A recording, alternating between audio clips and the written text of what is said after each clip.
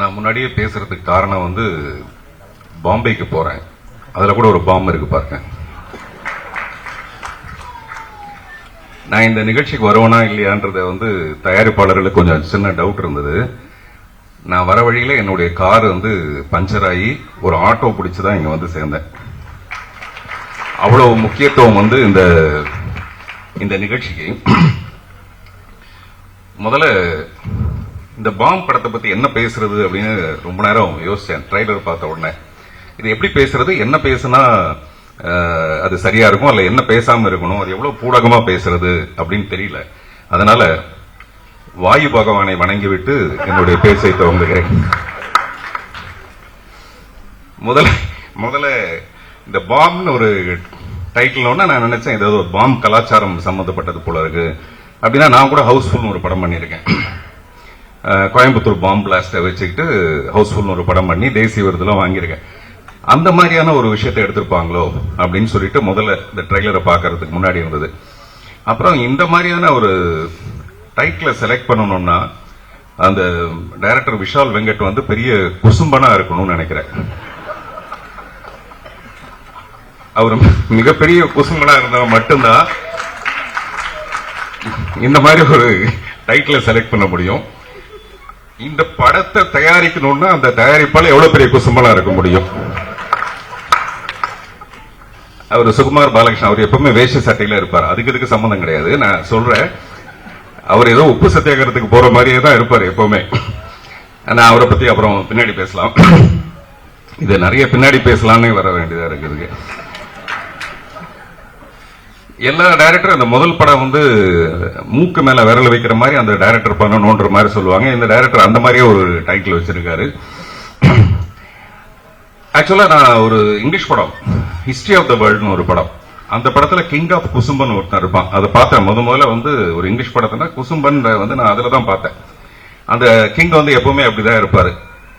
ஆனா தமிழ் படத்துல இப்படி கொண்டு வர முடியுதா? அதே மாதிரி பிங்க் பேந்தர்னு ஒரு படம், அந்த படத்துல ஸ்டீவ் மார்டின் ஆக்ட் பண்ணிருப்பாரு. அவர் என்ன பண்ணுவாருன்னா ஒரு ரெக்கார்டிங் தியேட்டருக்கு, டி இமான் சாரோடைய ரெக்கார்டிங் தியேட்டர் மாதிரி ஒரு ரெக்கார்டிங் தியேட்டருக்கு போய் ஒரு ரூம் தனியா இருக்கும். ஆனா அந்த ரூம் வந்து தனியா இருக்குன்னு ஒரு நினைச்சுக்கிட்டு அந்த ரூம்குள்ள போயிட்டு ரகசியமா ஒரு வேலையை செய்வாரு. செஞ்சா அது வெளியில ரெக்கார்டிங் தியேட்டர்னு அவருக்கு தெரியாது. 5.1 ஸ்டீரியோல வந்து அந்த சத்தம் வெளியில வந்துடும். இந்த மாதிரி படங்கள் தான் நம்ம பார்த்திருக்கோம். ஆனா இது தமிழ் படத்துல பண்ற தைரியம் வந்து எப்படி ஒருத்தருக்கு இருக்குன்றதே எனக்கு ரொம்ப ஆச்சரியமா இருந்தது. சில நேரத்தில் நம்ம வண்டி கார்ல வந்துட்டு இருக்கும்போது பாத்தீங்கன்னா திடீர்னு அந்த மாதிரி ஒரு பாம் பிளாஸ்ட் ஒன்று வந்துடும். அது யார் செஞ்சாங்கன்னு தெரியாது. நம்ம மெதுவா கண்ணாடி அப்படி இறக்கும். ரொம்ப ஒரு பயங்கரமான ஒரு சூழ்நிலை ஏற்படும். இதெல்லாம் வந்து சினிமால சொல்றதுங்கிறது ரொம்ப ரொம்ப கஷ்டமான விஷயம். ஆனா முழு படம் பார்க்கும்போது தான் நமக்கு தெரியும் இந்த படத்துல வந்து நிறைய அன்பு தான் டீல் பண்ணிருக்காங்கன்னு. அவரு சக்தி பிலிம் ஃபேக்டரி ஒரு எனக்கு ரொம்ப நெருங்கிய நண்பர். அவர் எப்பவுமே ஒரு படத்தை செலக்ட் பண்ணணும்னா முதல்ல ஒரு பேக்ரவுண்ட் பார்ப்பாரு.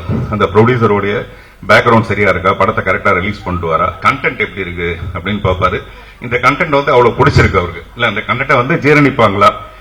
இது வந்து ஜீரணத்துக்கும் அஜீரணத்துக்கும் நடுவில் நடக்கிற ஒரு பிரச்சனை இந்த டைட்டில்ங்கிறது. மிஸ்டர் டி இமான், நான் டீம்ஸ்ல அவரோட ஒர்க் பண்ணதுக்கு அப்புறமேல மறுபடியும் வேற ஒரு மியூசிக் டைரக்டரோட ஒர்க் பண்ண முடியுமாங்கிறதே எனக்கு ஒரு சந்தேகம் ஆயிடுச்சு. அந்த அளவுக்கு ஒரு டார்லிங் தான் அவர் டி இமான். இங்க பேசும்போது சொன்னாங்க A centre, B centre, C centre வரைக்கும் அவர் கவர் பண்ணுவாருன்னு. எனக்கு தெரிஞ்சு அவர் டி சென்டர் வரைக்கும் கவர் பண்ணுவார். அதனாலதான் அவர் பேரு டி இமான் வச்சாங்க.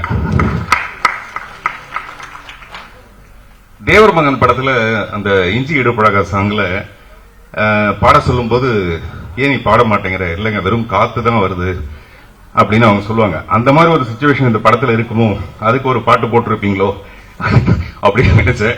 காத்து வாக்குல 2 காதல்னு ஒரு படம் வந்தது சமீபத்தில். அந்த மாதிரி இந்த படத்துல எத்தனை காதல்னு எனக்கு தெரியல. அனைவரும் ஒரு காதலா தான் இருக்கும்.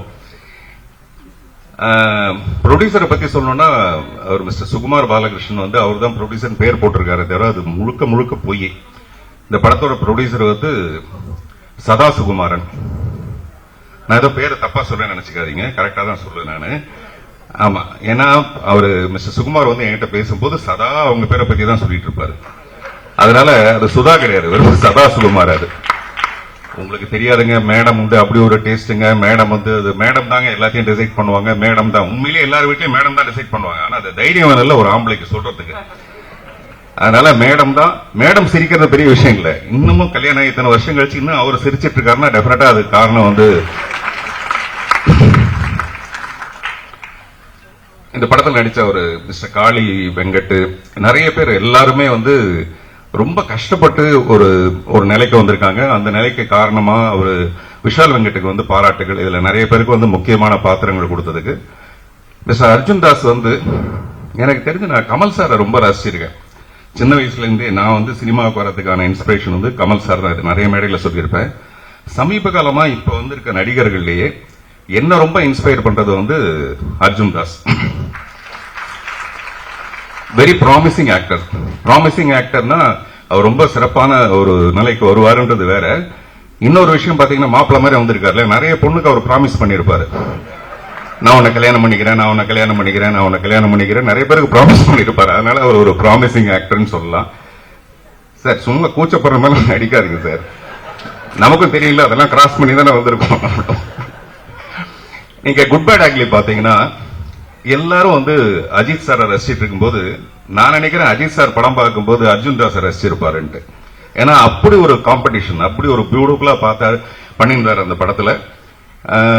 நான் பொதுவா கதை எழுதினேன்னா வந்து ஹீரோயினை மட்டும்தான் கவனத்துல வச்சுக்குவேன்.